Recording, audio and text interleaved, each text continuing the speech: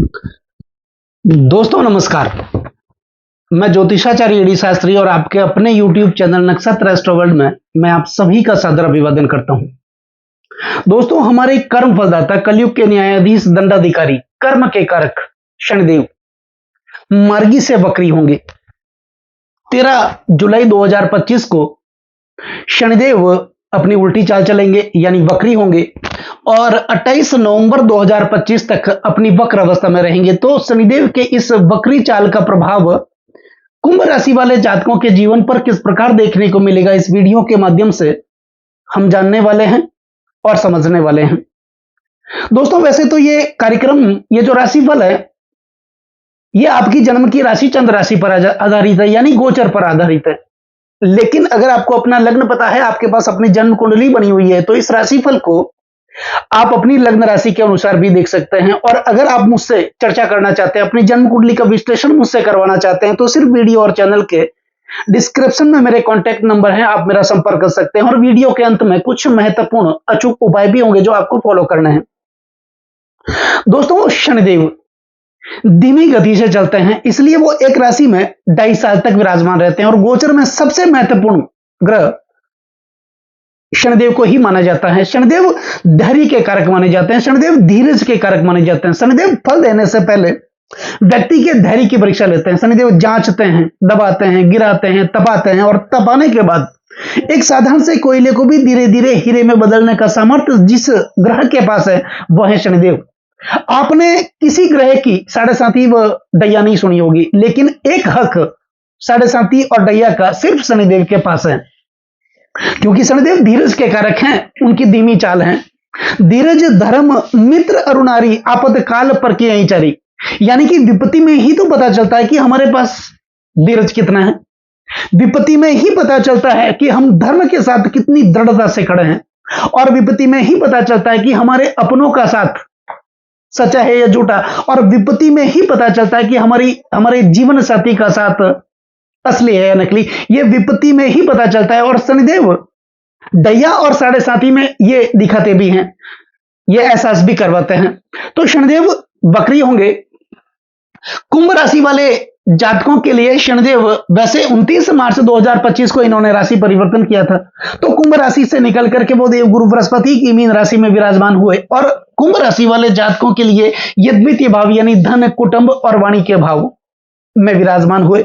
अब ये मार्गी से वक्री होंगे, तो द्वितीय भाव का फल तो ये दे ही रहे हैं, लेकिन अब देंगे ये आपके लग्न का भाव का भी फल, क्योंकि कोई भी ग्रह जब वक्री होते हैं, उल्टी चाल चलते हैं, तो उस ग्रह का चेष्टा बल बढ़ जाता है। और ग्रहों में मुख्यतः 6 प्रकार का बलाबल पाया जाता है: स्थान बल, काल बल, दिग्बल, नैसर्गिक बल, चेष्टा बल और दृष्टि बल। तो जब शनिदेव वक्री होंगे, इनका चेष्टा बल बढ़ेगा, वो उल्टी चाल चलेंगे, तो ये धन कुटुंब का भाव जो है, इनका फल तो ये दे ही देंगे, लेकिन साथ में लग्न भाव जो कि आपका अपना भाव माना जाता है और विशेष करके हमारे स्वास्थ्य का भाव माना जाता है। और शास्त्र क्या कहते हैं? पहला सुख निरोगी काया। हमारे जीवन का पहला सुख यही है कि हमारा जो स्वास्थ्य है वो निरोगी होना चाहिए, स्वास्थ्य अच्छा होना चाहिए। अब कई लोगों का ये सवाल होता है और कई लोग ये प्रश्न भी करते हैं, कमेंट्स भी करते हैं कि क्या कोई ग्रह उल्टा चलते हैं? तो वाकई कोई ग्रह उल्टा तो नहीं चलते हैं, लेकिन ऐसा आभास होता है, ऐसा प्रतीत होता है। और ज्योतिष के कई सारे सिद्धांत ऐसे होते हैं जो सिर्फ आभास पर लिखे गए, और इसका प्रबल उदाहरण हम सूर्य से ले सकते हैं। सबको पता है सूर्य पूर्व में उदय होते हैं और शाम को पश्चिम में अस्त होते हैं। पंचांग के अंदर सूर्य का उदयमान और अस्तमान लिखा हुआ होता है। तो क्या वाकई सूर्य उदय और अस्त होते हैं? क्योंकि सूर्य तो अपनी जगह पर स्थिर है, फिर उदय और अस्त किसका हो रहा है? उदय और अस्त पृथ्वी का हो रहा है। पृथ्वी ही सूर्य के चक्कर लगाती है। तो ऋषियों ने जैसा देखा वैसा उन्होंने लिखा। इसका एक और उदाहरण हम ले सकते हैं। हम हाईवे पर हमारी गाड़ी लेकर के जा रहे हैं और उसी दिशा की ओर एक दूसरी गाड़ी भी चल रही है, तो उनकी रफ्तार जब धीमी है और हम उसको ओवरटेक करके आगे निकलेंगे, तो एक नजर में तो हमें ऐसा लगेगा कि जो गाड़ी पीछे रह गई वो उल्टा चलता हुआ प्रतीत होती है। ऐसा होता है सूर्य से निश्चित दूरी के कारण। कोई भी ग्रह जब सूर्य से एक निश्चित दूरी बना लेता है, बहुत ज्यादा दूरी बना लेता है, तो जो भी ग्रह जब सूर्य से बहुत ज्यादा दूर होते हैं, तो वो उसकी रफ्तार जो होती है वो धीमी होती है, वो धीमा चलता हुआ प्रतीत होता है। और सूर्य उसको पृथ्वी उसको काट करके जब आगे निकलती है तो वो ग्रह उल्टा चलता हुआ प्रतीत होता है। तो ऐसा सिर्फ आभास पर होता है और ज्योतिष के कई सारे सिद्धांत जो होते हैं वो सिर्फ आभास पर लिखे गए हैं। तो शनिदेव वक्री होंगे। अब ये धन, कुटुंब और वाणी का भाव, वैसे देखा जाए तो शनिदेव की 7.5 भी चल रही है और ये तीसरा चरण शनिदेव पैरों पर चल रहे हैं। कुंभ राशि वाले जातकों के लिए ये भाग दौड़ तो करवा ही रहे हैं। दूसरा चरण जो खराब था 29 मार्च से पहले के जो 2.5 साल थे उसमें आपने तनतोड़ मेहनत की होगी लेकिन मेहनत का फल आपको नहीं मिला। अपनों का साथ भी छूटा होगा, मित्रों का साथ छूटा होगा, कर्ज के बोझ तले आप दिनों दिन दबे होंगे, कर्जा उतरने का नाम ही नहीं ले रहा था। जिस किसी का आप साथ दे रहे थे, सुख दुख में भागीदार बन रहे थे, वही जब आपकी बारी हुई तो आपका साथ छोड़ करके चले गए। जहां भी आपने अपने पैसों का निवेश किया, धन का निवेश किया, वो पैसे फंसे और फंसाने वाले आपके अपने लोग थे। तो ऐसा तो 29 मार्च 2000 पहले से पहले 2.5 साल आपने देखा होगा। लेकिन अब तीसरा चरण है और शनिदेव पैरों पर है तो कहा जाता है कि तीसरा चरण राहत देने वाला माना जाता है। और पैरों पर शनिदेव हाँ मेहनत करवाएंगे, भाग दौड़ भी करवाएंगे, लेकिन उस मेहनत का फल भी देंगे। अब ये वक्री होंगे तो यहां धन, कुटुंब और वाणी का भाव जो कि आपके परिवार का भाव, आपकी आर्थिक स्थिति का भाव, आपकी वित्तीय स्थिति का भाव है, तो इस भाव में शनिदेव लग्नेश बनकर के विराजमान है। तो निश्चित तौर पर धन से संबंधित जो तकलीफें थी वो दूर होगी, आपकी आर्थिक स्थिति मजबूत होगी, कुटुंब और परिवार का साथ भी मिलेगा। उससे पहले कुटुंब और परिवार में एक मत नहीं था, एकता नहीं थी, सब अपने अपने कार्य में व्यस्त थे, कोई किसी का सुन नहीं रहा था। लेकिन अब शनिदेव वक्री भी होंगे और लग्नेश बनकर की ये धन भाव में और 7.5 का तीसरा चरण है। तो निश्चित तौर पर आप पूरे परिवार को एक रखने की कोशिश करेंगे और निश्चित तौर पर आपके अंदर एक वाणी कुशलता बढ़ेगी और आप अपनी वाणी कुशलता के कारण अपना फंसा हुआ काम निकालने में माहिर होंगे, क्योंकि यह चतुरता आपके अंदर बढ़ेगी। आप शांति से अपना जीवन व्यतीत करेंगे। दूसरी बात, आप अपने स्वास्थ्य का ध्यान भी रखेंगे, क्योंकि शनिदेव वक्री होंगे तो ये लग्न भाव का फल देंगे और लग्न भाव आपका अपना भाव है। वैसे जन्म कुंडली के 12 भाव होते हैं, तो 12 भाव किसी न किसी रूप से हर भाव व्यक्ति के जीवन को प्रभावित तो करता ही है।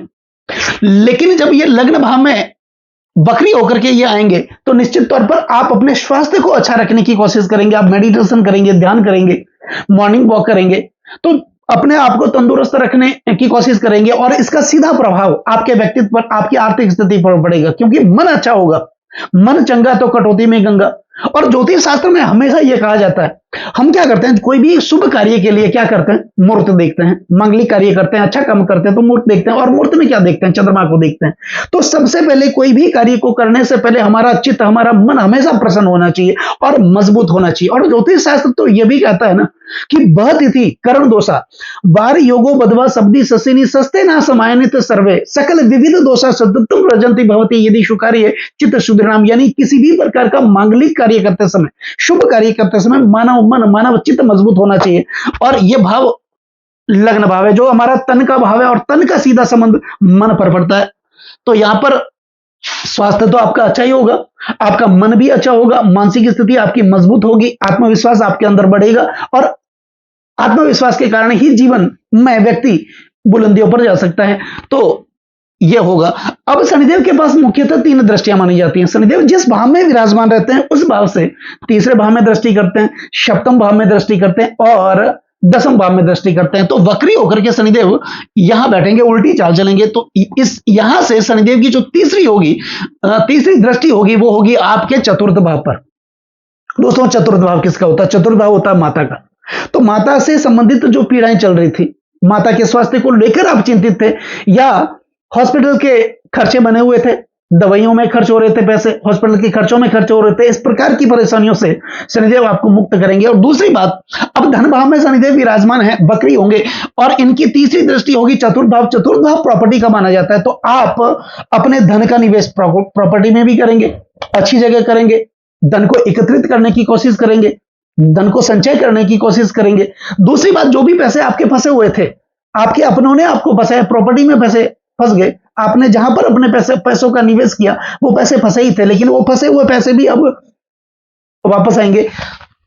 तो यह भाव माता का माना जाता है, प्रत्यक्ष संपत्ति का माना जाता है, वाहन का माना जाता है। तो निश्चित तौर पर कोई नया वाहन भी आप खरीद सकते हैं, या फिर पुराना आपके पास है उसको बदल करके आप नया ले सकते हैं। अब यह भाव चतुर्थ भाव, यह राजनीतिक दृष्टि से काफी महत्वपूर्ण माना जाता है। क्योंकि चतुर्थ भाव होता है वो जनता के समर्थन को दिखाता है और ये भाव विरासत का भाव माना जाता है। अब कई लोगों को राजनीति विरासत में मिल जाती है और कई लोग अपने मेहनत के बलबूते पर राजनीति में एक मुकाम हासिल करते हैं। दूसरी बात, ये भाव जनता के समर्थन को दिखाते हैं और जनता के समर्थन के बिना राजनीति की सफलता नहीं मिलती। और जो लोग राजनीति में हैं या फिर जाना चाहते हैं, अपनी किस्मत को आजमाना चाहते हैं, आगे बढ़ना चाहते हैं, समाज सेवा करना चाहते हैं, उनके लिए ये जो समय होगा शनिदेव की वक्र अवस्था का, यह समय बहुत मजबूत होगा। आपको कोई ना कोई बड़ी जिम्मेदारी मिल सकती है, नया पद मिल सकता है, प्रमोशन हो सकता है, पदोन्नति हो सकती है, आपका इंक्रीमेंट बढ़ सकता है। तो कुल मिलाकर के आपका मान सम्मान पद प्रतिष्ठा में वृद्धि होने वाली है। अब शनिदेव की सप्तम दृष्टि होगी आपके अष्टम भाव पर, तो अष्टम भाव प्राप्ति का माना जाता है, परिवर्तन का माना जाता है, ऑकल्ट साइंस का माना जाता है, पराविज्ञान का माना जाता है, रिसर्च का माना जाता है और हमारे अंदर के व्यक्तित्व का माना जाता है। तो निश्चित तौर पर इनकी सप्तम दृष्टि अष्टम भाव पर होगी, कोई ना कोई बड़ा परिवर्तन इन दिनों में, जब तक कि अपनी वक्र अवस्था में रहेंगे, कोई ना कोई बड़ा परिवर्तन, बड़ी प्राप्ति आपको मिलने वाली है।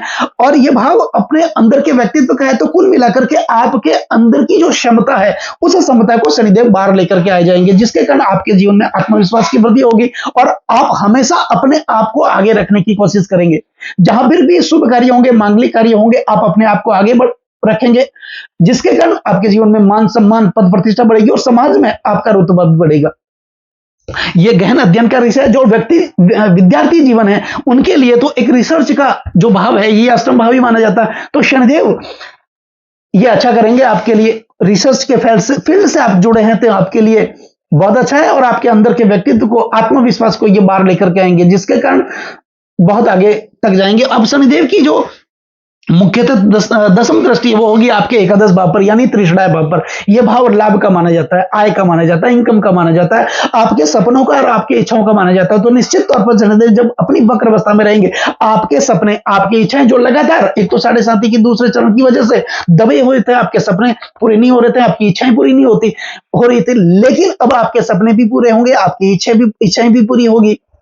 रोजगार के नए नए अवसर आपके लिए उत्पन्न होंगे, आय के नए नए संसाधन आपके लिए उपलब्ध होंगे और आपकी कुल मिलाकर के आर्थिक स्थिति अच्छी होने वाली है, जिसके कारण आपका रुतबा भी बढ़ेगा। तो ये रहेगी स्थिति कुंभ राशि वाले, कुंभ लग्न वाले जातकों के लिए। कब तक? 13 जुलाई 2025 से लेकर 28 नवंबर 2025 तक, जब तक शनिदेव अपनी वक्र अवस्था में रहेंगे। तो अब बात करते हैं मुख्यतः कुछ महत्वपूर्ण उपायों की। तो उपाय में क्या करना है? शनिदेव को प्रसन्न करने के लिए भगवान शिव की आराधना, भगवान शिव की पूजा आप निरंतर करते रहिए, क्योंकि जहां पर भगवान शिव की कृपा प्राप्त हो जाती है, वहां पर शनिदेव की कृपा भी प्राप्त हो जाती है, क्योंकि शनिदेव के परम जो देव हैं वो भगवान शिव ही माने जाते हैं। और दूसरा, शनिदेव के पौराणिक मंत्रों का उच्चारण करिए, शनिदेव के गायत्री मंत्रों का उच्चारण करिए, शनिदेव के तांत्रिक ओम प्राम प्रीम प्रोस शनिचराय नमः, इस मंत्र का आप नियमित उच्चारण करिए। शनिदेव के गायत्री मंत्र कृष्णा गाय विद्महे रवि पुत्र धीमहि तनो शनि प्रचोदयात्, इस मंत्र का आप नियमित उच्चारण करिए। नीला जन्म समाभासम रवि पुत्रम यमागर्जम छाया मार्तंड संभूतम तम नमामि शनिचरम, इस मंत्र का भी आप उच्चारण करते रहिए। शनिदेव की कृपा आपके जीवन पर हमेशा बनी रहेगी और शनिदेव आपको अच्छे कर्म करने के लिए प्रेरित करेंगे, क्योंकि शनिदेव कर्म के कारक है और शनिदेव न्याय के देवता, आपके साथ न्याय भी करेंगे और आपको अच्छा कर्म करने के लिए प्रेरित करेंगे। और जिसके कर्म सुधर जाते हैं उसका हर कार्य सुधर जाता है, जिनके ऊपर भगवान की कृपा भी प्राप्त हो जाती है। तो दोस्तों, कैसा लगा ये वीडियो अगर आपको अच्छा लगा हो, मेरा समझाना आपको अच्छा लगा हो, समझाने का तरीका अगर आपको सार्थक लगा हो, तो इस वीडियो को आप आगे से आगे शेयर जरूर करें, बेल आइकन बटन को जरूर दबाएं, ताकि आप मेरे आने वाले और भी नई नई वीडियो के नोटिफिकेशन सीधे आप तक पहुंच जाए। वीडियो को लाइक जरूर करें, कमेंट जरूर करें और कमेंट में जय शनिदेव ओम नमः शिवाय जरूर लिखें और चैनल को सब्सक्राइब जरूर करें। नमस्कार दोस्तों।